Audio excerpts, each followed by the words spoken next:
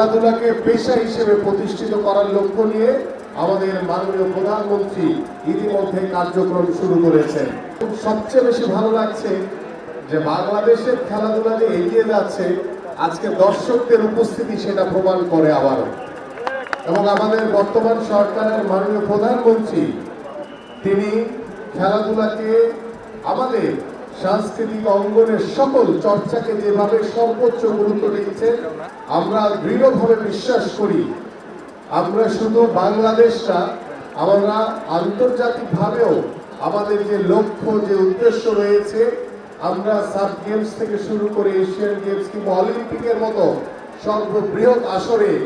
বাংলাদেশের নামটি যাতে আমরা লেখাতে পারি, এটি হচ্ছে আমাদের লক্ষ্য। আমি বলছি না যেটি আমরা রাতারাতি করতে পারবো, বাট আমরা শুরুটা করেছি এবং সেই শুরুটা আপনারা জানেন যে বাংলাদেশে প্রথম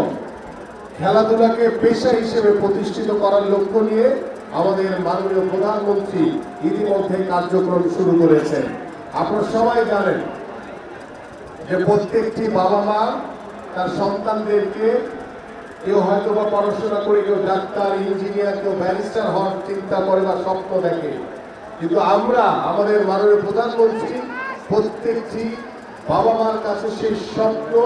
একটি বীজ বপন করতে চাচ্ছে যে খেলা হিসেবেও যাতে আপনার সন্তানকে আপনি প্রতিষ্ঠিত করতে পারেন। এবং আমরা নতুন করে স্পোর্টসের মাধ্যমে ভবিষ্যৎ প্রজন্মকে কিভাবে আমরা আমাদের ফুটবল, ক্রিকেট থেকে শুরু করে দাবা, ব্যাডমিন্টন, ভলিবল, টেবিল টেনিস, সাঁতার, বিভিন্ন প্রতিযোগিতায় অংশগ্রহণের মাধ্যমে কিন্তু ইতিমধ্যে নতুন করে স্পোর্টস প্রথম আসর আমরা এই জুলাই মাসে আগামী 27শে জুলাই আমাদের মাননীয় প্রধানমন্ত্রী আর্মি স্টেডিয়ামে আনুষ্ঠানিকভাবে পুরস্কার বিতরণী এবং যোগদানের মাধ্যমে আমরা প্রথম আসর আশা করি ইনশাআল্লাহ সুন্দরভাবে শেষ করব।